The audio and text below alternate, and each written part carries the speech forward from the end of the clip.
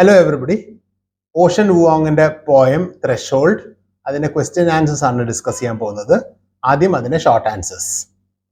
ഒന്നാമത്തെ question, how does Vuong describe the singing man in the poem? What imagery does he use? ഇതില് Vuong depicts the singing man with vivid physical imagery. The man's voice is compared to rain falling through his body and guitar strings snapping within him. This emphasizes the raw power and emotion of his singing.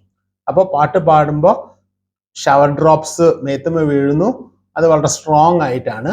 അപ്പോൾ ഗിറ്റാറിലെ strings പൊട്ടുന്നത് പോലെ അത്രത്തോളം strong ആയിട്ടാണ് emotions, powerful emotions ആണ് ocean Vuong keyhole കൂടി ഫാദറിനെ spy ചെയ്യുന്നത്, നോക്കുന്നത്.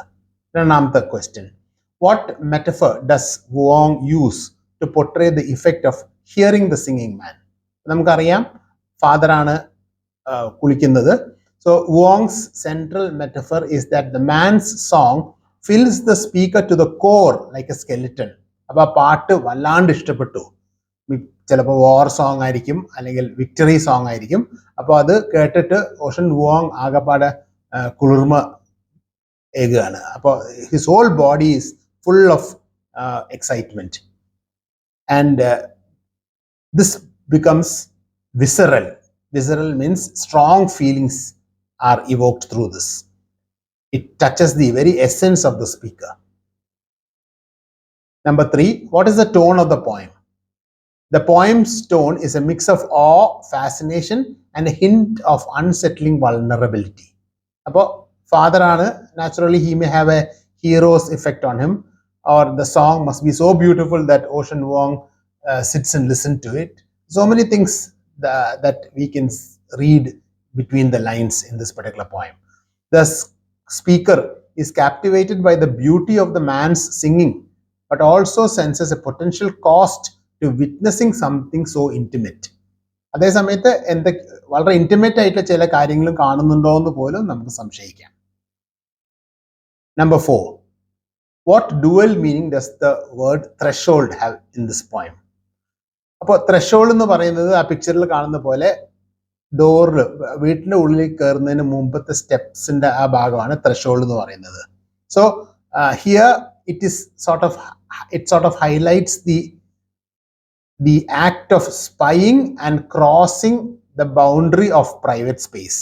അപ്പോൾ ഓഷൻ വുഓങ് കീഹോൾ കൂടിയാണ് നോക്കുന്നത്, അല്ലെങ്കിൽ ഒരു ഓട്ടയിൽ കൂടിയാണ് നോക്കുന്നത്. അപ്പോൾ നോക്കാൻ പാടുവോ ഇല്ലയോ, there's basically a boundary between spying and crossing that boundary. അത് കുറച്ച് അതിക്രമിച്ച് പോയോ എന്ന് പോലും നമുക്ക് സംശയിക്കാം. So it suggests a metaphorical threshold, a point of change or revelation for the speaker triggered by this powerful shared moment. അപ്പോൾ ഈ ഒരു മൊമെന്റ്, ഈ സ്റ്റെപ്പിന്റെ മുകളിൽ അല്ലെങ്കിൽ ഈ ഒരു ത്രഷോൾഡ് മുകളിൽ നിൽക്കുമ്പോൾ അത് ചെയ്യേണ്ടിയിരുന്നോ അല്ലെങ്കിൽ ഫാസിനേഷൻ കൊണ്ട് ചെയ്തു പോയതാണോ എന്ന് നമുക്ക് തോന്നിപ്പോകും. So this is the short answer. അടുത്തത് പാരഗ്രാഫ് ആണ്. What sensory details help to establish the scene and atmosphere of the poem? The poem's sensory details create an intimate and hushed atmosphere. The speaker is kneeling, suggesting a hidden and reverent position. We can hear the rain, we can hear the man's voice snapping like guitar strings. അപ്പോൾ പോയിട്ട് കുത്തിക്കൊണ്ടാണ് ഈ ഓട്ടയെ കൂടി നോക്കുന്നത്. അപ്പോൾ ഈ വെള്ളം വീഴുന്നതും ഏകദേശം ഈ പാട്ടിൽ ഗിറ്റാർ സ്ട്രിങ്സ് പൊട്ടുന്ന പോലെ വളരെ ശക്തമായിട്ടാണ് ഓഷൻ വുഓങ് ഇതൊക്കെ കേൾക്കുന്നത്. And how does the speaker's perspective change from the beginning to the end of the poem? The speaker seemed filled with childlike awe. ആകെ ഞെട്ടിയിരിക്കുകയാണ്, സർപ്രൈസ് ആണ്, and maybe respect and reverence for the father.